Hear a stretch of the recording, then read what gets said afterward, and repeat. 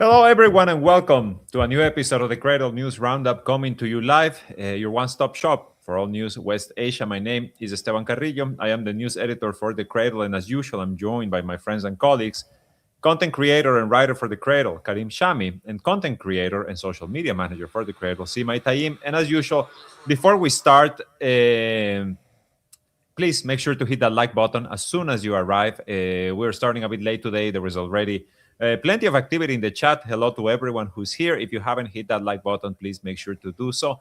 If you haven't subscribed to our channel, please do so as well. We would really, really appreciate it. We recently crossed the 50,000 subscriber mark. So thank you to everyone. Also, make sure to check out the latest episode of Rock the Cradle, in which Vijay Prashad spoke with Charmin Narwani about what the hell is wrong with India. Essentially, that's the title of the conversation. So go ahead, show some love to that interview as well. And as usual, please, if you can, check out our Patreon page, check out our homepage, and in the description below, the link to our Patreon, where you can become a direct supporter of the Cradle. We are currently on a Patreon drive with the goal of reaching 5,000 Patreon subscribers by the end of this year. We are moving slowly but surely towards that goal. Thanks to your support, we every day we add a few more subscribers. So thank you very much to everyone who has already chosen to become a direct supporter of the Cradle. Help us continue to do our work here. Please support independent journalism. And well, let's get started, guys, because honestly, so many things to discuss. As usual, we are never at a lack for topics. Something interesting over the weekend, and it was declarations by Israeli Prime Minister and wanted war criminal Benjamin Netanyahu, in which he says that Israel is seeking to form, what did he call it? A hexagon of alliances. A hexagon of alliances, essentially what we have decided to dub the Greater Israel Axis to oppose, well, Iran and its allies and everyone else who might have something to say about genocide or about endless wars or about the occupation of the US government by this foreign entity. In any case, Netanyahu has said that they have partners in Europe, in Africa, in West Asia that could be part of this hexagon of alliances. He specifically names Greece, Cyprus, Arab, African, and Asian countries. These comments come a couple of days before the expected visit of Indian Prime Minister Narendra Modi to Tel Aviv, in which is, among other things, expected to speak in front of the Knesset. India, of course, and the UAE as well have become very close allies of Israel, in particular since the start of the genocide of Palestinians in Gaza. So now Netanyahu, emboldened by his position of power in the world, is saying we're going to create this hexagon of alliances, which come on top, of course, the alliances they already have. Remember that just a few weeks ago, Israel signed a special security agreement with Greece and Cyprus. And then, we know about all of the other alliances. There was also a very interesting, was it an article? I think it was an op-ed published by a Saudi scholar recently, in which he accused the UAE of being a Trojan horse for Greater Israel, which is a term that has been making the rounds over the past couple of days, but we'll get into that. So what do you guys think about Netanyahu's hexagon of alliances? Yeah, as you said, you see, we don't know. There's a very big echo with the SIMA, FYI. I don't know if it's Karim's mic. Go ahead. Yeah, Much better. As we said, we don't know exactly what this hexagon of alliances look like. We don't know who the Arabs involved would be other than the UAE. He mentioned Africa and Asia. Modi, apparently, Africa, probably Somaliland and a couple of others, yeah, right? Certainly. I would just like to read the quote that I can hear the echo again. I would just like to hear I would like to read the quote that You're good. Netanyahu's quote. Mm-hmm. He says the intention here is to create an axis of countries that see reality, the challenges, and the goals in the same way, in contrast to the radical axis, he says. So both the radical Shiite axis, as he calls it, which we have hit very hard, and also the emerging axis, the radical Sunni axis. Here he is referring to Turkey and Qatar. All these countries share a different outlook, and cooperation between us yield very great fruits, and of course also ensure our strength and our future. Now, saying this ahead of the anticipated visit by Narendra Modi, I mean, then India is certainly part of this axis. There were also some interesting comments that are worth shedding light on by Hamas spokesman Hazem Qasem. He said that this is an attempt to reshape the region's alliances in a way that serves only Israel's interests and, of course, not the interests of its people. And the clear U.S. support for these directions encourages Israel to proceed with policies that fundamentally contradict Arab interests as a whole. Arab interests, Arab countries who will supposedly be part of this hexagon of alliances. He says that these moves are based on the state of weakness that has afflicted the Arab system during the genocidal war on the Gaza Strip, and that is very important to keep in mind. And of course, poor Hamas calling once again, having to repeat itself over and over again, calling on Arab states to recognize the danger of these schemes and the implications for the region's security and stability. I don't want to speculate about this. Obviously, if Narendra Modi is going to speak at the Knesset, that it's not a regular visit. The ambassador of India to Israel says that this is going to be a historic visit, and many strategic agreements will be signed. And so we have to wait and see what that looks like and what he means by that. But I mean, it's definitely, raised some eyebrows. To say the least. Really. But this is not anything unexpected, right? It's interesting his mention, though, of the emerging radical Sunni axis, which you are right to point out, Sima. He's in particular pointing, because I think even Mike Huckabee made mention of Qatar and Turkey over the past couple of days and how Israel is essentially threatened by this Muslim Brotherhood alliance. But at the same time, you have, the Wall Street Journal just reported that between 12 to 20,000 ISIS fighters and their family members are essentially on the loose in Syria after the closure of Al-Haul camp in northeast Syria. The ISIS army in waiting, as U.S. planners referred to it just a few years ago. I imagine that's not the extremist Sunni axis Netanyahu is referring to in this particular statement. Right. I mean, I wouldn't think so. Karim, what do you make of this alliance of Netanyahu's new hexagon of alliance? I think this alliance is not, it's not new, but now they are going public with it. I think the Gulf countries, since maybe at least from the 70s, because most of them took their independences in the 60s and the 70s, they are part of Israel or Greater Israel. They enforced everything that Israel wants. For instance, the Bashar al-Assad and the previous Syria was a real Arab state, despite if you're with them or against them, but at least they didn't want to make peace or a treaty with Israel that is not good for them, and they fought Israel. And who fought them? The Gulf countries. And the same applies to Hezbollah, who fought Hezbollah internally in Lebanon, and they tried to impose civil wars, and they cut all their funding, and they make them evil in their media. It's also the Gulf countries.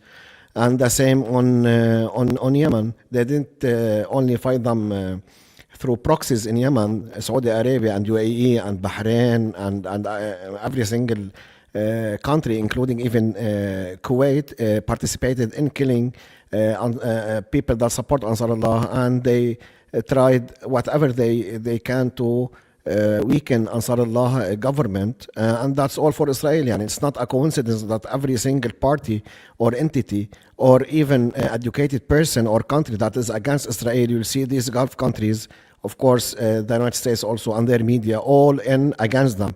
So this is for me nothing new.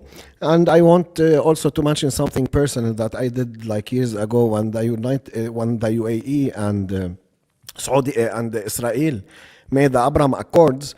What I did is that I brought sweets to my family and to the to my friends where I used to work, because I was telling them that since like more than 10 years that UAE, Israel is one, they do everything. And everybody say, no, they are Muslim countries, they are Arabs, they will not do that. It's like some policies that matches, but when it goes like public, it's good for people, because people will understand really what's happening. They will understand who with who and who's the real enemy is for the Palestinians. And of course, we know that the Gaza cause is the most like is the most authentic. Help me here, Simo. You mean the Palestinian cause? So that because the Palestinian cause is the rightest or the right cause, it's in the world. You know what I mean? The most just, yes. The most just cause in the world, and you see them against it. So they are not only against Palestinians; they are against humanity at that point. And we saw what they did in Sudan and Libya and all other places, including Iraq. Yani. The propaganda that I watched, the propaganda that I watched in 2003 prior to the invasion of Iraq, I was so young, made me very happy when they captured Saddam Hussein. But then when I grew up, I knew everything that happened was wrong. And the same applies to Libya when they catched Gaddafi. But when you educate yourself, when you read, when you zoom out and see what's happening in the region, you know who's right and who's wrong. So that's my opinion. This stuff going public is normal and is good for people, because people will understand what's really happening. I mean, we already have most of these, most of the Arab nations, and several Islamic nations becoming part of the Board of Peace, right? We already have the Pax Silica agreement, which also includes several Arab states. We have all of these agreements that essentially seek to project these kind of like a diplomatic iron dome, right, around Israel, if you want to say it that way. But at the same time, it's also about expanding the Zionist project, right? And like I made reference to this article. It was actually an interview with David Hurst, which I believe is he's the editor of Middle East Eye, with Saudi academic Ahmed Al-Tuwaijiri. My God, I'm completely butchering that name. I'm very sorry. Ahmed Al-Tuwaijiri. That's how it reads to me. Who accused the United Arab Emirates of aligning itself with Israel's ambitions and described Abu Dhabi as a Trojan horse for the Greater Israel Project. Karim, I sent an image right now to our chat of what Greater Israel is. The idea, right, of an Israeli, of a Jewish state that extends all the way from the Nile to the Euphrates in Syria, taking over several nations in their entirety, essentially. And that kind of brings us into what was kind of the biggest news item, I would say, at least over the weekend, which was the interview that U.S. ambassador to Israel, Mike Huckabee, gave to Tucker Carlson, in which he said, I mean, if you haven't seen the interview, take the time to watch it, because it really is a fascinating view into the mind of a pure Zionist, right? Into someone who believes deep in their soul that Zionism is a correct ideology, I would imagine, right? Like or the way of being. This, as you see, this is what Greater Israel means. And Mike Huckabee, again, U.S. ambassador to Israel, saying it would be okay, it would be all right if Israel takes the entirety of West Asia, as you can see on your screens right now. I mean, we have known for a while that the U.S. government is kind of, very much on the side of this project, but we hadn't had such an outward expression of support for the colonization of several countries, many of which allies or even colonies of the United States. Yeah, that's a very good point, because this is a very old idea. A lot of in alternative media, a lot of people who are on the right side of history have been discussing this idea. It's not new. It's kind of the attention that it's getting and the useless Arab backlash and Arab condemnation that it's getting that makes this like you said, it is an outward expression of support. It's just such an old idea that's often been dismissed as conspiracy theory or fringe ideas by Israeli officials themselves. But you see the same logic, the same biblical claim that they use to colonize Palestine, it's the same one. So why would they not believe in that for any other part of the region? So yeah, it's we've been talking about this for ages. Everybody who knows what's going on knows about this idea, but this, as you called it, outward expression really brings it to the forefront.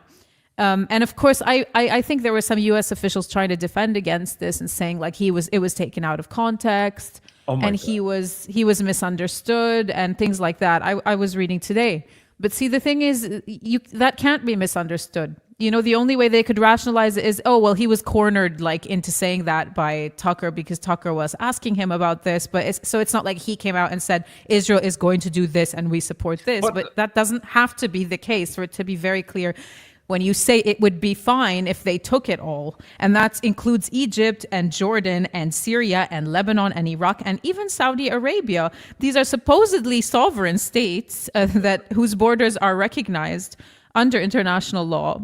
So the reaction was immediate and very predictable on the parts of the Arabs. You had the Arab League, the GCC, the OIC, Lebanon, even Palestine, as in the PA officials, everyone condemning this, all the Muslim countries. And then what? I think like, we should actually. I think we should listen to that excerpt, to that portion of the interview, because it's insane that anybody would want to argue that this was taken out of context. But it was because it was very straightforward. And Mike Huckabee, I mean, he's not a new guy, right? He's not like he just came out of school for this. He's a long-time politician, multiple-time presidential candidate, former governor. I mean, the guy has been around for a very long while. So come out and say like, oh, it was taken out of context or it was like a mistake. It's absurd. It's ridiculous. Karim, do you have, by any chance, before we continue, do you have the video of Huckabee admitting that Israel has the right to colonize all of West Asia? Yeah, I think Genesis 15 says it's Abram, it's pre-Abraham, it's Abram, receives from God the news that his descendants will inherit the land, and you tell me as the theologian if I'm getting this wrong, but from the Euphrates to the Nile. I think that's right. And that would include like basically the entire Middle East. That would be the Levant, so that would be Israel, Jordan, Syria, Lebanon. It would also be big parts of Saudi Arabia and Iraq. It would be, I mean... I'm not sure it would go that far. I mean, it would be a big piece of land, but here's the point. It would be a lot of places that are now countries. But this particular area that we're talking about now, Israel, is a land that God gave through Abraham to a people that he chose. It was a people, a place, and a purpose. We can look at it that way. Christian Zionism, I want to go back because that's where we started. I'm not going to let you off on this because you have said it 3 times that God gave this land to this people. And so it is entirely fair for me with respect to ask, what land are you talking about? Because I just read Genesis 15, as I have many times. And that land, I think it says, from the Nile to the Euphrates, which is, once again, basically the entire Middle East. So God gave that land to his people, the Jews, or he didn't. You're saying he did. What does that mean? Does Israel have the right to that land? Because you're appealing to Genesis. You're saying that's the original deed. It would be fine if they took it all. My goodness. I mean, I don't know what to say. But I think let's dive back into the reactions, right? Because what were the reactions from the Arab states? Because I saw some headlines about like a diplomatic firestorm that was set off by the U.S. ambassador, but did it actually set off a firestorm? No, a diplomatic firestorm would be expulsions and the severance of ties, and it's words. It's just more words. I mean, if the genocide, brought in nothing but words, then what would this bring? I mean, this is dangerous, as the Hamas spokesman said, like, please wake up and recognize the danger of what this means, that this has gone from the fringe, quote unquote. I don't believe it was ever fringe, but you know what I mean, into the mainstream, and nothing's been done about it. So no, I mean, it was a firestorm of words. It wasn't a diplomatic firestorm, to be honest. But,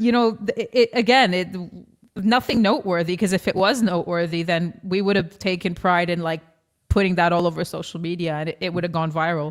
So I went over the statements. You have I said again the OIC, which is the Organization of Islamic Cooperation, and then like the GCC states, the Arab League, whatever. Nothing noteworthy, to be honest with you, nothing at all. And there's just one thing I want to say about Huckabee. I'm sure the Americans who are watching, the U.S. citizens who are watching our podcast know this, but I think that there are some people who still don't realize this, which is that Huckabee is actually the embodiment of U.S. policy towards Palestine and its relationship with Israel. And this should be clear by now. So this is not like something, there's this gap between... It's a pretend gap, okay? And it's a gap between like what Huckabee says and what Huckabee believes, and then what official U.S. policy is. But that is a fake gap. So when you want to know what U.S. policy is, all you have to do is listen to Mike Huckabee. So for example, the West Bank status.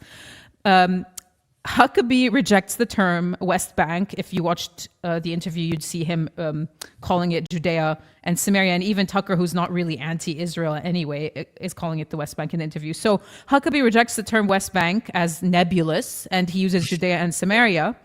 And according to U.S. policy, U.S. recognizes the territory as the West Bank.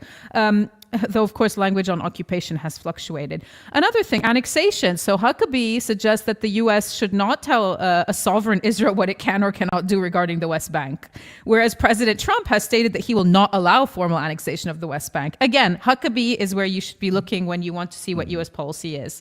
Again, Palestinian state. Huckabee says a Palestinian state should be placed in a different Muslim country, not in the West Bank. And U.S. policy officially supports a negotiated settlement fulfilling Palestinian self-determination. Again, last one. There's many others, but these are just some examples. Regional borders. Huckabee said it would be fine if Israel took land from the Nile to the Euphrates. The U.S. publicly supports the sovereignty and territorial integrity of Egypt and Jordan and Saudi Arabia. So again, this is not a discrepancy. This is exactly U.S. policy. So Huckabee is U.S. policy. So I just wanted to make that very, very, very clear because... I don't know if it's not accidental that we have seen for decades the U.S. pretending because words mean nothing. Just like now in the talks with Iran, the outward statements mean nothing.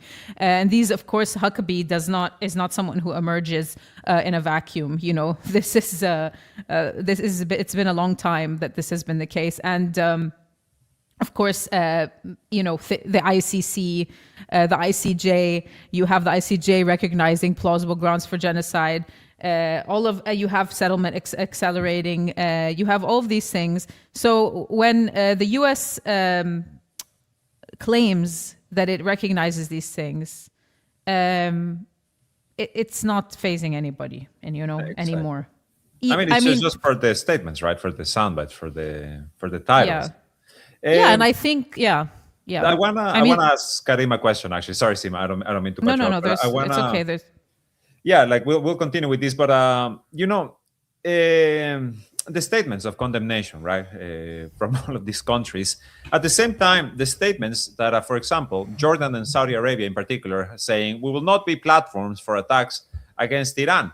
Nevertheless, they are the ones currently receiving dozens of U.S. warplanes are being stationed in Jordan, in Saudi Arabia, in other areas of West Asia as well. There were some refueling planes spotted just a few hours ago at Ben Gurion Airport in Tel Aviv, which, we can get into that also in a moment. But Karim, do you think we are actually seeing, like the Saudis in particular, breaking from this Western-led project for West Asia, especially now that you have even the U.S. envoy saying, Israel, they can take whatever they want. They can take all the land they want. And Asima clearly explains, this is, at the end of the day, U.S. policy.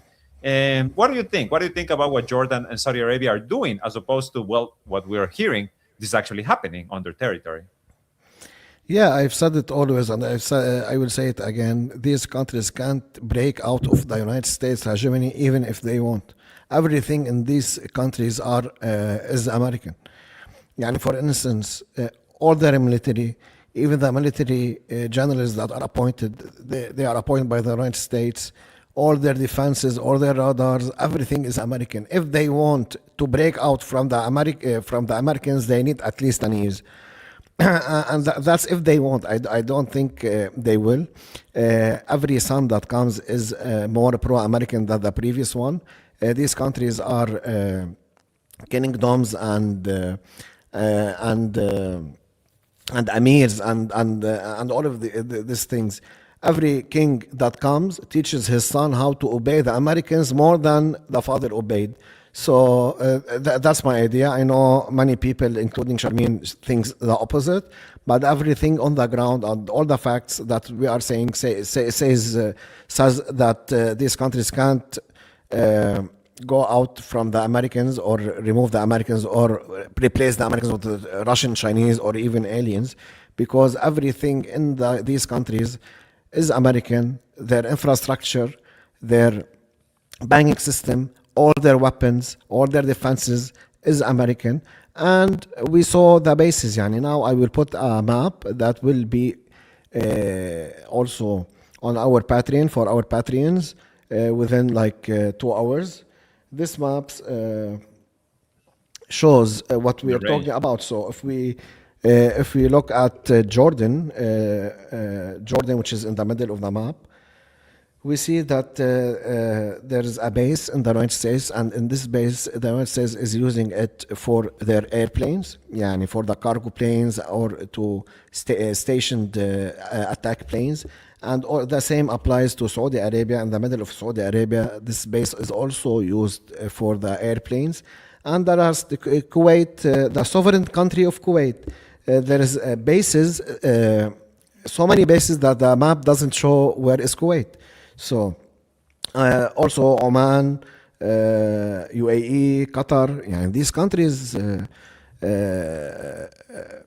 fully support the United States. And if they don't, they can't. For instance, what do you think the Emir of Qatar, if he doesn't want, okay, and his father doesn't want, and his wife tells him, I will divorce you if you let the Americans bomb Iran from Qatar, what can he do? Hello, Mr. Trump, don't bomb. They can't. And also in Iraq and in Syria, in Jordan, there's two also, the Al Tanaf, which is on the border with Syria, and of course Turkey. These dots are for active bases that are being used now to strengthen the U.S. presence in the region. And of course, in the Arabian Sea, there's aircraft carrier, and there's one that's coming to the Mediterranean. Like just 3-4 days ago, it entered the Mediterranean Sea. So that's it. I have a question. Didn't the U.S. Your mic is off. Hold on a second. Go ahead. I have a question. Didn't the U.S. withdraw from Al Tanif? They claimed to have handed it over to Syria. They Just did. a side note. Yeah. There was also like a report today. They have apparently left another base. That they're in northeast leaving, Syria. apparently. Yeah, that they might leave entirely within a few weeks because the ISIS army, well, they're in control of Syria now. So why do you need the US anymore? So Al Tanaf, Sima is split into two, part inside Syria and part inside Jordan. They withdrew inside Jordan. They are still in Jordan. And at Hasaka, they didn't fully withdraw. You know the Americans, how they act on their statements. They said that we need from 4 to 5 weeks to withdraw. They might not withdraw at all, you know what I mean? As they said in Iraq, they told the Iraqis, give us like 6 months and then 1 year and we will withdraw completely from Iraq. And 4 or 5 years, 5 years have passed, and till now the Americans are still fully controlling Iraq, the military, the sky of Iraq, the waters of Iraq, and the banks of Iraq. I think, Karim, you need to put on screen the comment by Shamim's 5592 because I agree wholeheartedly with what they're saying. Yes, I mean, don't forget that in Iraq, they got voted to leave. Like the parliament voted in 2020 to kick out all U.S. troops, and today's 2026, and they still remain. Although there is, the movements or reports that they are indeed leaving. I think, at the end of the day, it's about removing targets that could be that could be bombed by the Iranians in retaliation. In this war that, I mean, seems to be taking some time to get started. Before we came on today, we were debating what should we talk about today, right? And I brought up the apparent second thoughts that Donald Trump may be having about this war, because honestly, we keep hearing many different things. Now, of course, as always, a reminder, most of these reports are part of the PSYOP, as we already have evidence from a few months ago in which the reports before the 12-day war about all of the tension between Netanyahu and Trump was all, kabuki theater, was all smoke and mirrors to try to keep the Iranians from seeing what was coming to them, which was, well, the war. So now all of these could also just be more of that. But at the same time, you do have, first of all, the biggest buildup of military forces in West Asia since the invasion of Iraq in 2003. You have the Gerald Ford, which is already in the Mediterranean, approaching. Some things also, some interesting news about this Gerald Ford, which we'll get into in a moment. Very funny stuff, honestly. You have this huge display of the deployment of the tankers, the aircraft, the tanker airplanes, the fighter jets. You have essentially, they have announced a new date, right? And correct me if I'm wrong, I think it's for Thursday, for more negotiations, in which there's also the reports that the Iranians have said, we will dilute or enrich uranium and we will freeze uranium for so long, for 3 to 5 years. There's the reports that Donald Trump, and this is according to Russian news outlets, that Donald Trump may tell Israel to lead the attack instead of it being U.S. forces. I mean, there's just all sorts of information from across the board. But what we have is essentially a war that has yet to start. We still have this delay in the decision. Do you guys think the delay, is it even a delay, or are things actually on track for the timing that Israel has set, right? Because the United States is not really setting much in the agenda of what's going to happen. Yeah. This is obviously Israel. Yeah, this is not a delay. I don't see it as Trump having second thoughts at all. And if we do look at reports from a few weeks ago, we recall Israel actually requesting from the U.S. to delay. So when you remember that, and I'm talking about like several reports, not like one report, like just one random report in a sea of reports, like there were many reports at the time. So I don't think that Trump is having any second thoughts. I think that all of what is happening now is psychological warfare and a lot of coercion. I just want to, before I talk a bit about what's been going on, just please keep in mind that Iran's core demands are complete sanctions relief in exchange for basically like diluting, as you mentioned, or reducing enrichment, but definitely not dismantling the program. And they are seeking verifiable guarantees, credible assurances, and firm guarantees that sanctions will not be reimposed by future U.S. administrations. And Iran, of course, as you know, we've discussed many times, Iran demands that the talks are strictly limited to sanctions relief and the nuclear file, and they are explicitly rejecting the U.S. attempts to include ballistic missile program or even full dismantlement of a nuclear program. So with that in mind, and with all of the other, I mean, we've seen the 10-15 day deadline, right, that Trump set on 19 February. It's another ultimatum to Iran. A meaningful deal, either you reach a meaningful deal or bad things will happen. And of course, the phrasing is deliberately vague, but there are many reports that we're seeing of the kind of strikes that he is planning. And maybe there'll be one limited strike to force them to the table. And if that doesn't work, then it will be a regime change strike. These are all very new reports between yesterday and today. It doesn't matter who from, because they're all the same, to be honest with you, like WSJ and they're all sourced from the same, yes. Yeah, it's like the same guy, it's like Trump and Netanyahu, basically. Like that's what the NYT and WSJ are. So yeah, I mean, this is one of the largest force concentrations in the region, as you know. Long-range bombers and carrier strike groups and regional air power buildup that's, of course, reminiscent of, as we mentioned, the pre-invasion posturing before the invasion of Iraq. So we also have like all these reports of evacuations.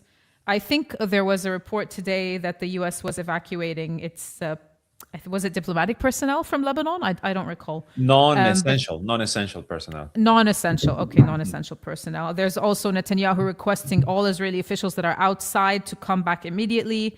He's saying it's uncertain, but we're prepared for all scenarios. So why would there be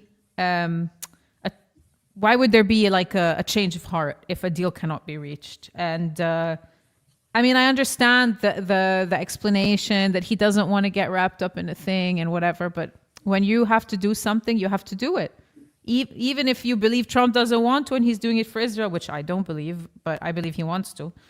But I don't see any way out of it, to be honest, whether it's today or tomorrow. We had the former CIA officer, John Kiriakou, saying that it's today or tomorrow, by the way. I don't know if he said he was told that by a source at the White House. I mean, why would you tell everyone that? I don't know if that's true, but it could be this week. It could be in 10 days. It could be in, over 2 weeks. Yeah, it's a psyop. We're living a constant psychological operation across multiple fronts. Like even I remember Pete Hegseth a few months ago in an interview, he said they asked him about the pizza theory, right? Of like the Pentagon pizza orders. Oh yeah, the Pentagon pizza orders. Yeah, and he said sometimes we like to place these big orders just to like mess with the internet, right? Mess with all of these observers. So it's many things to keep in mind at the end of the day. But I do agree with you, Sima, that there's this like inevitable sense that it's going to happen and everything else is just window dressing. And remember Witkoff the other day saying like Trump's very curious as to how Iran hasn't capitulated yet under all this pressure. And the FM responded on Twitter saying, we are Iranians, of course we don't capitulate. Anyway, the Iranians know now that there's no such thing as a limited strike for them. Even if Trump carries out what he frames as a limited strike, the Iranians will respond as though it were more than a limited strike. But so there is maybe it's funny because Witkoff is admitting that there's no diplomacy here, that this is coercion and wanting Iran to capitulate. It's funny. He says, I don't want to say that they're not capitulating, but they're not capitulating, right? to the woman who's interviewing him. He had another very interesting quote there in which he said like Donald Trump doesn't really understand why Iran hasn't capitulated yet. Yeah, like he says, I don't want to say he's frustrated because he has so many options on the table, but he's curious. And it's like, okay, we know they're frustrated, but he just can't say that they're frustrated. That's fine. So of course, again, so this is just like another open admission, like the Huckabee one. It's like Washington publicly insists that it wants diplomacy, but it's framing negotiations in terms of capitulation, and it's engaging in like very violent coercion, and it's demanding zero this and zero that. So again, I mean, what? I mean, I don't know how the Iranians are still even. The talks are for Thursday. This was confirmed by the Omani FM and in Geneva, if I'm not mistaken. I know how the Iranians know that this is not diplomacy. So, I think because of course, I think we have established exactly what the U.S. side is pursuing, which is just time essentially until they have everything set up to attack.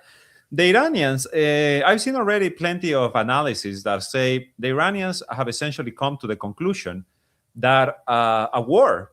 And regional war, in their own words, would be a better outcome than the capitulation that the United States is demanding. Because, as you well said, Sima, the U.S. is asking for everything and offering nothing in return. On the table for the Iranians, there's really not much being offered, if anything at all.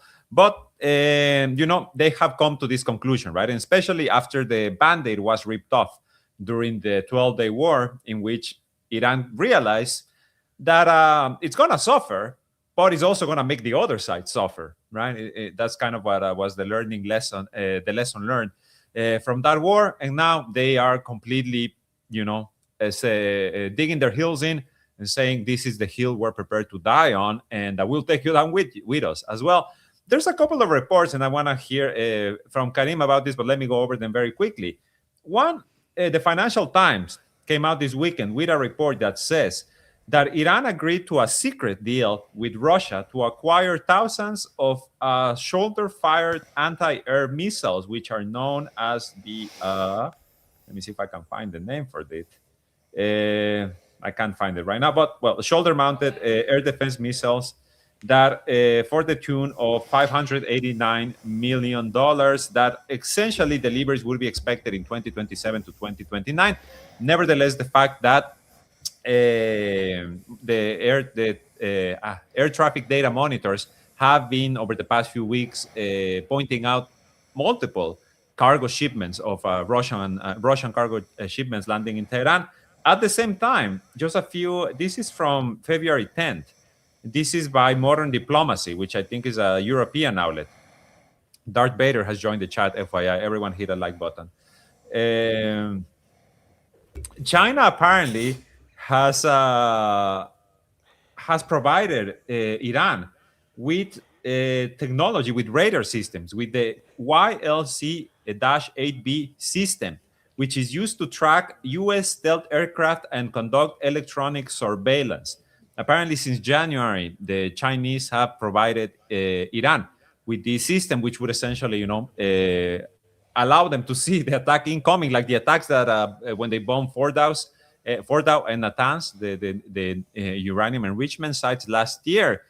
It was thanks to the stealth bombers, right, that I think launched from Diego Garcia. Now, apparently, the Chinese have given them this new radar technology to the Iranians to track such flights.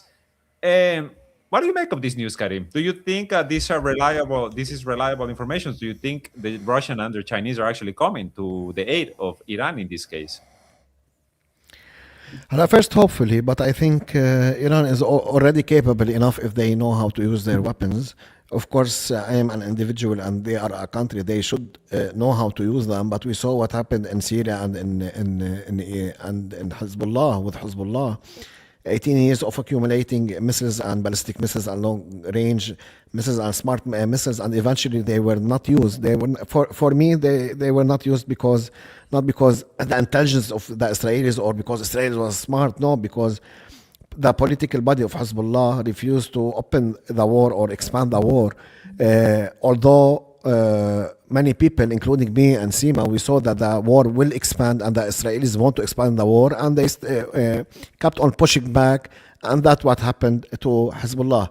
Here I put them up just to show the missile capability of Iran. For the Gulf countries, Iran only needs missiles that have a range of 300 kilometers, and they have hundreds of thousands of these.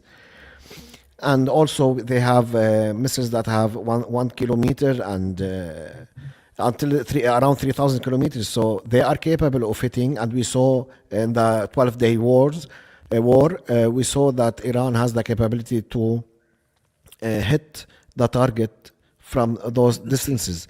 So I think this war needs balls. It doesn't need anything else currently. New technology, okay. There is technologies, of course. To be honest, I don't want to put our viewers down or whatever, but I don't think within like few months, a country like Iran that has 92 million of population, 1.6 kilometer squared. It has one of the longest. It has the longest coast on the Gulf countries, which is controlled fully by the United States since I don't know when, since the 60s. And 70s. So I don't think within a few months such a country that huge and has a big cost and it's surrounded by American bases will be able to deploy a defense system that fast and that easy, and still you have to train Iranians to use it and blah blah blah. So let's put this aside. I want to talk about what Iran has. Iran already it has the capability. The only missing thing is the will. Hopefully, I listened in the past 10 days to many Iranians. I watched many shows. And of course, we talked with some writers that write for us from now to then in Tehran. Everybody said the same thing. Iranians now are willing to go all in. If they go all in my opinion, the war will not last 48 hours. The Americans will stop. Because if they saw ships being hit, if they saw their bases being hit, if they saw Israel being hit, so what's the point of the war? Iran is, as I said, is a huge country. Israel, the whole Israel that is terrifying the Arabs is a very small country. There is no specific area of the country, but the country where the Israelis live is less than 7,000 kilometers squared, which is nothing. The Israelis live in Tel Aviv. It has around The metropolitan area, it has around 4.5 million, and the Israelis are like around 9 million. Half of Israel lives in one city and its metropolitan area, and the rest live in Haifa and some scattered towns in the north, and of course in Jerusalem, and that's Israel. If the Iranians are willing to hit some missiles that are accurate or that inflict damages in Tel Aviv, the war will not last, and Iranians will be the victorious. And behind them, the Lebanese that are very frustrated currently, that are with the resistance, and now everybody is against them internally and and abroad, and everybody is fighting them in real war and drones like the Israelis, and in the government like the Lebanese government and the prime minister that, oh my God, I don't know where they find these and put them in Lebanon. And in the media and everything, and of course the Iraqis that are very afraid currently because you saw what's happening, Lebanon, Syria. We are not stupid. Iraq is next if Iran falls, and they will not let anybody who speaks in the name of Palestine or even any Shia or any person that have the ideology of the non-radical Sunnis, because there are many also in Iraq. So if the Iranians went all in and they targeted what they said they will target, I think they will be victorious in a very short time. And if not, unfortunately, I think Israel, the great map, will be established, and it's very easy. They already took all Lebanon with the government. They already took Syria with the government, and we know that Mr. Trump said 3 days ago that he appointed and he did everything for Sharia, his beloved man, to be the ruler of Syria. No, and Egypt Sisi, and Egypt Sisi, I need like 3 hours talking to the camera with videos to show you how Zionist Sisi is. If you want documented how to become a Zionist, I know Sima is saying Huckabee. For me, it's Sisi. Sisi, you can't imagine how Zionist is he. And also Jordan. Jordan is telling Smotrich, the minister of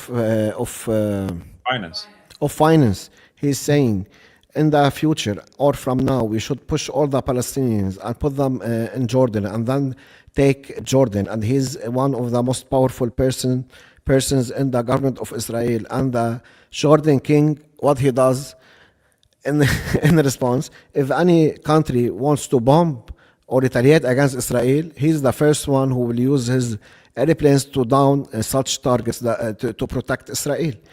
And after the genocide and everything, Sisi inked a $15 billion gas deal.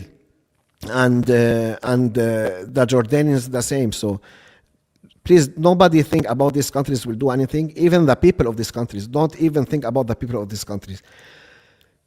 All what we have to think about for the Iranians to retaliate, they said that they will want to retaliate in the Gulf countries, Gulf nations, and they said nothing will be left in the UAE and blah, blah, blah. And they said they will retaliate in Israel and in the sea. Hopefully, I just, for me personally, if you want to ask me, you will not ask me, but I will ask myself to answer. I am against the Iranians retaliating in the Arab states. It doesn't make sense. The Arab states will be with Iran when it wins. These countries are like this, So, and all the propaganda that the Arabs did for the past 47 years will apparently be true, although they called it the Iranians. So I think them retaliating in Israel and maybe seeing a ship sinking or being hit at least, this will break the United States and will exert humongous pressure on Trump like we never saw before. And I can't start to disagree with you, Karim, but actually, your last point brings me to something that we should discuss. And it is the situation. Could I just quickly, give you my thoughts on the two reports that you asked Karim about? Because I think it's important. Go ahead. Yeah. So the deal for the shoulder-fired missiles. Shoulder-fired missiles, I don't think are directly relevant in a war, but I guess it sets if the deal is real. They it's are reported by designed to target helicopters, cruise missiles, and low-flying aircraft. FYI. Yeah, but signing a deal is one thing and delivery is another. And when you look at the history of deals between Iran and Russia, you will understand what I mean when I say deliveries is a whole different thing. So that's why I'm saying if the war is in the next 2 weeks, signing a deal doesn't mean they've received the shoulder-fired missiles, even if the deal is true. I'm more inclined to believe the modern diplomacy report, about the YLC and about China helping give Iran the power to detect stealth jets and how this can shift air power balance. I do agree with Karim that the most important thing is to have the will to use your weapons, but I can't say that nothing else matters. For example, it would be nice if the Iranians' air defenses are not paralyzed or their communication systems are not paralyzed by Israel. I think that would help. This kind of the modern diplomacy report is interesting. Because it seems that China is actually, you guys can read that one, I'm not going to go into it now, but it seems that China is actually, moving to assist in these things. And we also had a feature recently called Beijing Moves to Contain Mossad's Expanding Reach in Iran by Nadia Helmi. It's quite an interesting read. So for me personally, I'm more inclined to go with the modern diplomacy one. Arms deals with Russia, honestly, and air defense deals with Russia, I'm not so optimistic about that based on Russia's past behavior, to be honest with you. Yeah, so that's all I wanted to say. Yeah, and also I want to comment over Seema or continue one of my thoughts is that, of course, it's good for Russia and China to help Iran, but as I said, it's illogical that they will have this capability in less than 1 year. That's one. What I wanted to clarify is that since day one, and if people that used to watch us more than 1 year, I always said it, and many people didn't maybe understand me or thought I am crazy. Iran and Hezbollah, they had the firepower. The West, they have the technology. Currently, we are in a war. Okay, I will not put all my resources in technology, which I think that I already lost in. And it's very clear. Every operation that was made by the intelligence of the Israelis and the Americans, the response from the other side should have been the firepower. Now it's too late, but I wanted to explain this idea. And now this, what I used to say about Hezbollah, and many people told me, no, sure, you think Hezbollah are stupid, they can also keep. But now in the war, I can't now build an infrastructure and change everything because I want to retaliate to my enemy in an intelligent operation because he did an intelligent operation. No, I retaliate against him with the things that I have or I had, which is firepower. The same applies to Iran. If Iran wants to acquire all this in this short of time, they are wasting time. The Iranians should build more missiles, more weapons, more firepower, and if the hit comes, they should fire thousands of missiles on their enemy, which is the United States, Israel, and blah blah blah. And for them now, it's UAE and Qatar eventually, because previously they had no problem with them. So that's what I meant. When there is no war and you have like years, as Hezbollah had 18 years, then you can work on the intelligence, work on other stuff, other means of weapons, other means of retaliation. But currently, in this era, in 2026, they should concentrate on the firepower, not on intelligence, because I think it's too late. And if the United States wants to bomb in a few weeks, what's the difference if you get a satellite or whatever, or a radar, and you need like 2 or 3 months to train military personnel on it? That's my opinion. So, okay, cool. Sorry, I just wanted, there's 2 questions. It's somebody is asking, I think Kate is asking if I'm referring to that Russia did not deliver toys even after payment to Syria, Israel pressure Putin. No, there are many examples, but I am referring to the Sukhoi Su-35 fighter jets that were never delivered to Iran despite there being a deal. You can research about that and you can come to the conclusion to yourself why they were never delivered. Someone else says soldier-launched missiles can be very relevant. My point is they will not be delivered in time for this war that may happen. So they're not relevant because they won't have them. It may take take 10 years or 5 years or 1 year or 2 years. They to said deliver delivery them. is 2027, but I don't know. Exactly. This is, at the end So- of the day, all of this information is based on secondhand reports cited to, sources, quote unquote sources. So it's the fog of war. We're never really going to know exactly what type of cooperation is happening. But I want to mention something from the Modern Diplomacy report before we move on. And because they say that since January of this year, Beijing began implementing a strategy to replace Western technology in Iran with closed, difficult to penetrate Chinese systems, and provided Tehran with advanced cybersecurity and artificial intelligence programs to uncover Mossad vulnerabilities, which I think ties into the feature that we had at the Cradle just a couple of weeks ago. So essentially, China is also offering has encouraged Iran to fully transition to the Chinese navigation system known as Beidou, as an alternative to the Western GPS system. So, China in particular, it's interesting, these movements, because it's obvious that everything from Venezuela to Iran, everything that the U.S. empire has been doing, has the aim of reducing China's power projection through the world, right? Or just like their economic takeover of the world via the BRI and other projects. So Iran, of course, for China, it serves, as the bulwark against this Western aggression, which is always has, at the end of the day, the target being China, right? That's the enemy. That's what unites neocons with the Zionists, with the evangelical, with the entirety of the U.S. political class, Democrats, Republicans, it doesn't matter. The enemy is China. So it's interesting to hear that China is actually taking some action in this regard. I want to, because like I said, there's many topics, but let's make a little break for something that could be considered a bit of a funny news item. And it is the situation of the Gerald R. Ford, which is the world's largest aircraft carrier, which is en route to West Asia. Still, it hasn't yet reached CENTCOM's area of operation. Actually, guys, before I go on, please make sure to hit that like button. Make sure to hit that like button. We have right now, I think, close to 300 people watching and less than 200 likes. So please, let's catch up. Please hit that like button. It really helps us out.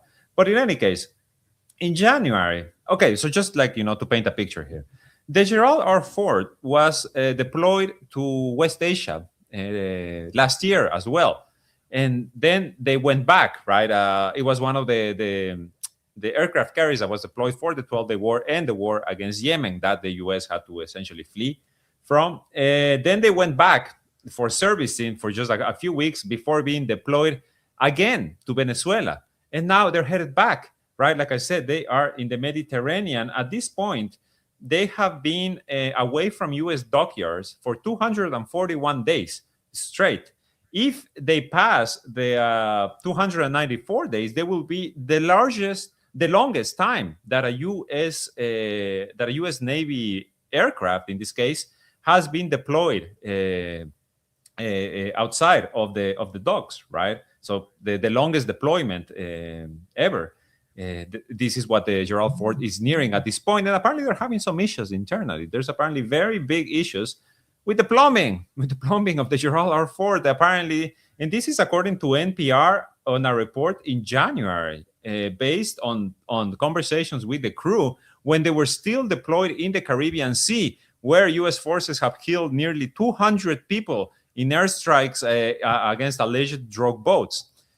Apparently, the toilet system in the aircraft carrier is undersized and poorly designed, and it fails constantly, forcing the crew of 4,600 sailors to live with a system that randomly breaks down during their months upon months at sea. And apparently, it keeps happening. It keeps happening because there's some new reports over this weekend. The Wall Street Journal also put out a report about how the crew of the Gerald R. Ford, many of them are considering quitting the Navy after their deployment ends. And they talk about, we have missed funerals, we have missed births, we have missed family vacations. And on top of everything, the toilets keep breaking down. The toilets don't work. And you cannot help but think of the, $50,000 toilet cover that the Pentagon would procure in one of the, in their many cases of misappropriation of taxpayer funds. This is what the Navy, this is the operational capacity of a Navy that now Donald Trump wants to increase a defense budget for over $1.5 trillion. The Pentagon, an entity that has never passed a financial audit.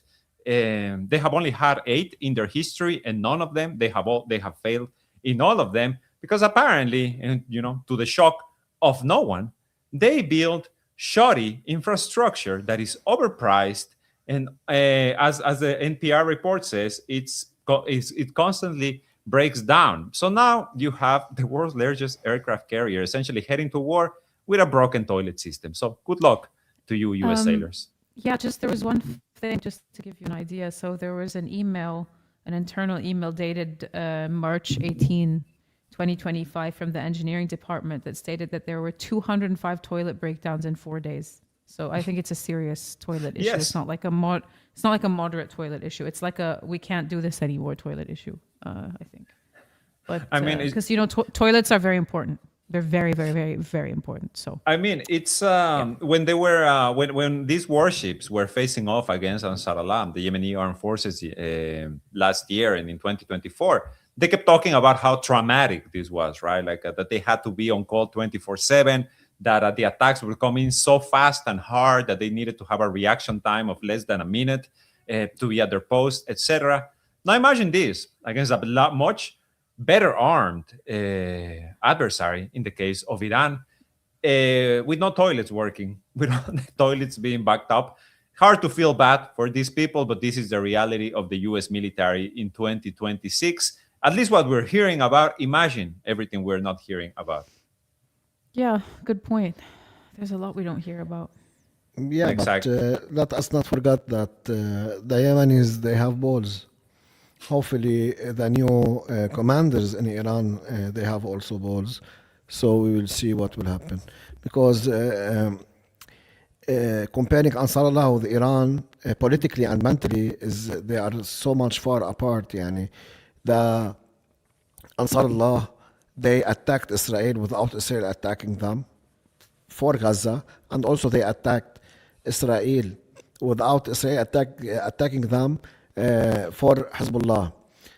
But we saw that Iran was attacked more than once until it decided to retaliate. So there is a big difference in mentality.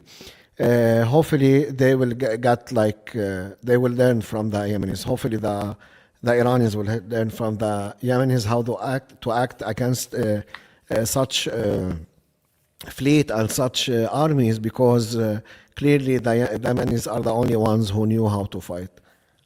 They had the will, as you said, Karim. They had the will from the beginning, and they showed it, right? So it's a good point. It's a good point. Go ahead. There was another thing about the build-up, because you guys were talking about Saudi and Jordan, and I just there was a New York Times report. Again, I said I was dragging the New York Times a second ago, but there is satellite imagery, so I am going to cite the New York Times. And flight tracking data that show that Jordan's Muwafaq Salti Air Base has become like #1 key hub for the U.S. war preparations against Iran. So I'm not going to get into detail about that, but you can see the satellite images online. So I would just like to tell you that according to the available data, in order, Jordan. So in order, #1 is Jordan. All right. #2 is wait, I have them over here. Saudi Arabia is #2. And the Ali Salim base in Kuwait is #3. So it's Jordan, Saudi Arabia, and Kuwait in that order. I just wanted to point that out. If you want to check out the images, So guys, I just want, if Sharmeen is watching, so here Sharmeen, Jordan and Saudi Arabia, #1. And I put back the map. So this is Jordan, where you see the dot under Syria. And in Saudi Arabia, it's under Bahrain and above Qatar. So these are the main bases, and they are from Saudi Arabia and Jordan. And we'll see what will happen. Will Iran really bomb everything in the region, or only will bomb Israel, or will they try to? I think that hangs on the decision of how the United States is going to spark this war, right? Are they going to do what is being floated, the limited attack, whatever that means, or are they going to go for decapitation straight out? No. According to the Iranians, the officials and the spokespersons and everybody that represents the Iranians, media and politicians, they said there is no such thing. If they bombed us يعني extensively, or they made a limited operation, we will retaliate humongously, you know. So لحظة.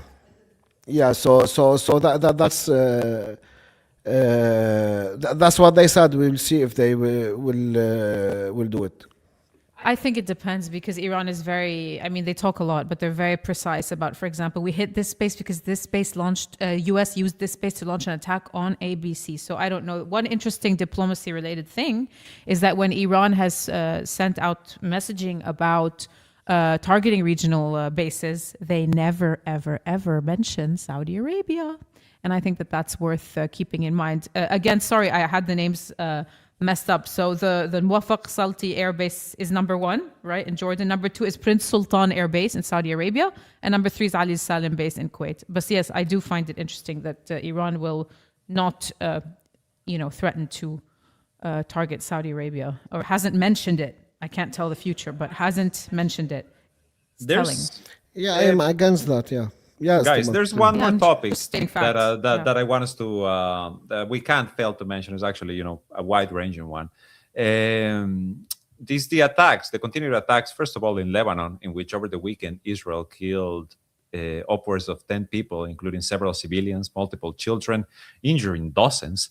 In the most horrific attack being the one in the Bekaa Valley, which was overnight on Friday. This came just a few hours after Israel bombed the Ein el-Helwi camp in Saida, south of Beirut. Constant ceasefire violations, as we always tell you here. I think it's been now at this point upwards of 340 people killed in Lebanon since the quote-unquote ceasefire that only Hezbollah adhered to. In the meantime, you also have, the violations in Gaza as well, the violations in the West Bank as well. You have Bezalel Smotrich, which we just mentioned, saying that giving an ultimatum for the disarmament of Hamas and saying we are prepared to launch a new war on Gaza, not that the previous one has even ended, with the full support of the U.S. So back again to what Sima said about listen to Mike Huckabee if you want to understand U.S. policy for the region and in particular for Palestine. I just want to hear your guys' comments about what's happening in Lebanon and, of course, what's happening in Gaza. Yeah, over the weekend there were some. It was Friday night actually. Before I get to Gaza, it was Friday night, and there were very, very brutal attacks on the Bekaa Valley in the East Lebanon. There was also an attack on Ein al-Helwi refugee camp in Sidon, which is in South Lebanon. But the attacks in the east were killed at least 10 people, at least. Mm-hmm. And among them were civilians as well as resistance members. And there were dozens wounded, children, women. As usual, they bombed a residential building, as usual. Of course. And don't forget that they will always bomb residential buildings, even if it's like there's one. I'm not going to get into this because I say it every time. It's illegal to target a member of the resistance when he is at home with his family and he's not on active duty. Under the terms of a ceasefire. So you can, under the terms of a ceasefire. We should say it every time. Coping, everyone coping about this in the comments, because I'm just saying, because there are Israelis watching us right now, by the way. So that hit is that like button, by the way. That is fact that you cannot manipulate. That is like a reality that you cannot twist. Okay, that is illegal. Anyway, so you have a mix of resistance personnel and civilians. This is a massacre, right? One of the biggest massacres we've seen. We had.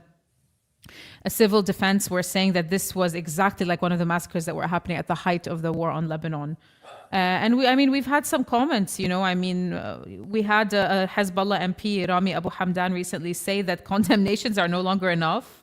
And he called on the government to freeze participation in the US-led monitoring mechanism. Don't forget the Lebanese have been meeting with the, with the Israelis as well, no? In this part of this tripartite mechanism. So at the very least, freeze the mechanism until Israel halts its violations is what he's saying. Don't forget that's made up of Israel, Lebanon, the US, France, and UNIFIL. So he's saying, that's the least you can do. And it seems everyone's just going on with their statements of condemnation and become political analysts, but there's nothing else, no practical action that they can take. And there was the deputy political council chief Mahmoud Mati who rightfully described this as a massacre and asked what option is left to defend the country besides resistance, right? And that there's no option that remains but resistance. So whatever that means, we know that I think patience is running thin when it comes to, taking these, because it's obvious, like you said, these are residential buildings. So no, they were not bombing like long-range missiles. Like they were bombing don't forget resistance members at home with their families. It's not like, oh, it's okay. It's just the terrorist Hezbollah's arsenal. They were gonna grow up to be terrorists, right? They were gonna grow up to be terrorists. Yeah, just bombing people. And by the way, don't forget, I was talking about this with a very close friend yesterday. That's a thing. Don't forget that. Israel has an AI thingy called Where's Daddy? And what does Where's Daddy do? It intentionally targets resistance members when they're at home with their families, right? That's what it does. They used it in Gaza. You can read about it. So it's a thing. And again, it's illegal. Even if they were all Hezbollah, it's illegal. So yes, this is an escalation, and we. And I just want to quickly, because I think we talked about this on Thursday, but just as a reminder to people, remember that as the United States is preparing to bomb Iran, the reports from Israel are saying that in conjunction, the Israeli army is going to launch what they describe as unprecedented attacks on Lebanon, Yemen, and Iraq. So yeah, just something to always keep in mind. The Israeli in the comments says Hezbollah announced 8 of its members were killed in the Bikha strike. Exactly, it's illegal, so it doesn't matter. But thank you for specifying. Yeah, it's illegal completely. I mean, if Hezbollah were the one doing it, you would know that it's illegal, right? Because they would hammer it into your head constantly. That would be the talking point. But in any case, Arnav Karim, if you have any comments about the situation in Lebanon, I know we know how you feel anyway. Yeah, I want to comment that when they say Hezbollah and they established in Lebanon, they dehumanized everything Hezbollah. And so killing them is normal. For me, it's the opposite. Yani, if there is a complete human being, it will be a person from Hezbollah. Because the things that these people went through, nobody went through before. That's one. Regarding in Lebanon, I know, I don't want to repeat myself, but what's happening in Lebanon will keep on accelerating. Accelerating? Yeah, accelerating. Okay, sorry. So what's happening in Lebanon will keep on happening more and more. And for instance, they kill 10, then will kill 20, then will kill hundreds. Because that's what the Israelis does since ages, and if you live in the region, you'll know about that, and that's what I said previously. And everybody attacked me or didn't like what I say. If Hezbollah retaliated or did not retaliate, nobody attacks you, Karim. Nobody attacked you. I know. Sorry, and many people throw flowers at me when I said that before, and I will say it again. If Hezbollah retaliated or didn't retaliate, the outcome from the Israelis will be the same. They will bomb you. And if you attacked or no. So it's better for them to resist and stop this political things that they are doing. And that's my opinion since day one. If you want to mention a few of the things about Gaza, Sim, I know you are the most up to date in that. No, I mean, today we really were focusing on other things, but we just have to keep in mind that there was this 60-day deadline, and Hamas unilaterally rejected unilateral disarmament, and Smotrich is saying that it's not just a threat, but it's more of a we are planning the wars. So it's just it's not just like this ultimatum that's up in the air. Like it's that a new war, as you mentioned, the genocide hasn't ended, but a new war is already being planned. And so it's like disarm completely or face like a renewed full-on military campaign, as they call it, with, as you mentioned, full U.S. backing. So they will enter and conquer Gaza, according to him, and plans are already being finalized. There are several options for plans. They're being discussed at the highest political levels. There's like 2 or 3 alternatives being talked about.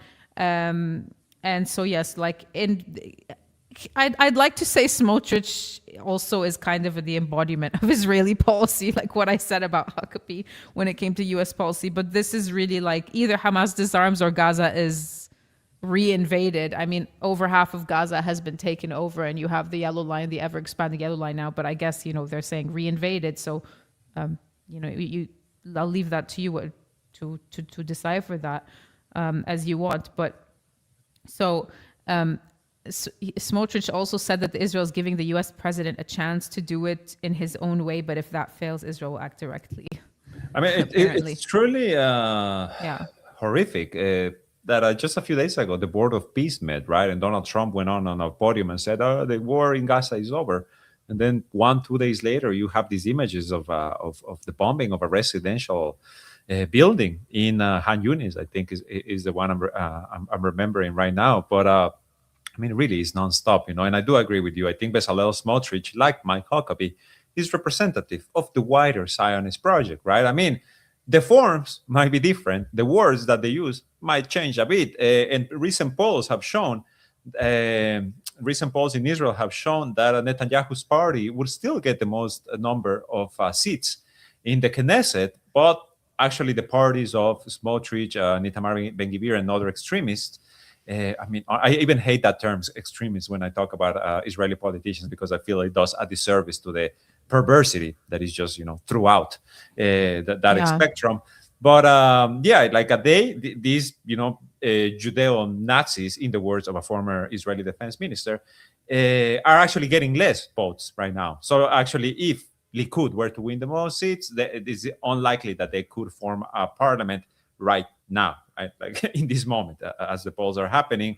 But we need to keep talking about Gaza. We need to keep talking about the West Bank, because it's not ending. If anything, it's accelerating. Yeah, no, of course. I mean, it's just that the violations and the massacres are daily. We have some days where, thankfully, it's less. We had also just today, we had another infant who died because Israel denied access to medical care abroad. So there's a lot of restrictions there as well. And I just want to also remind everyone that like reconstruction doesn't seem that it will be happening in Gaza when Israel keeps using the excuse of disarmament in exchange for reconstruction, because Netanyahu said this just a week ago, wasn't it? Do you remember? I mean, he was like, oh yeah, they don't have any missiles or rockets anymore anyway, but they have AK-47. So until all the AK-47s are gone, then they're not disarmed. So this alone shows you that it's just we won't rebuild Gaza, because the plan is to have as many people want to escape Gaza as possible, keep their lives miserable and unlivable, and their whole AI real estate project that they have in mind for that. So if there's any rebuilding that's going to be, whatever it is, the point is, if AK-47s are the problem now, like, oh no, because then we can defend against like the soldiers occupying like our strip of land. Oh no, that's such a threat, Anyway. In any case, guys, I think we can wrap it up for this week. I want to thank everyone who joined. A brief reminder, again, hit that like button, please. We've done actually very well today in the number of likes, so thank you for that. If you haven't yet, make sure to do it. Subscribe to our channel, please, if you haven't yet. And of course, as usual, please check out our Patreon, where you can become a direct supporter of The Cradle. And thanks to all of our Patreons. Your names are on the screen right now. Thank you so very much from the bottom of our heart. Thank you for keeping The Cradle up and running, for keeping us independent as we like to stay. Thank you, Karim. Thank you, Sima. And we will see you. Thank you, Esteban. We will see you guys on Thursday. Bye. The Cradle exists because the world does not need another mouthpiece. It needs a mirror and sometimes a megaphone. We report from West Asia, from inside the region, not from Washington, Tel Aviv, or London. We're fiercely independent, no government directives, no corporate backing, no editorial leash. We publish the story that legacy media buries, and we do it at great risk. Our reporting unsettles the powerful, exposes contradictions, and gives voice to the silenced. But independence is not free. If you believe West Asia deserves to shape its own narratives, now is the time to act. Click the button, contribute, keep the cradle independent, and let us do the legwork for you.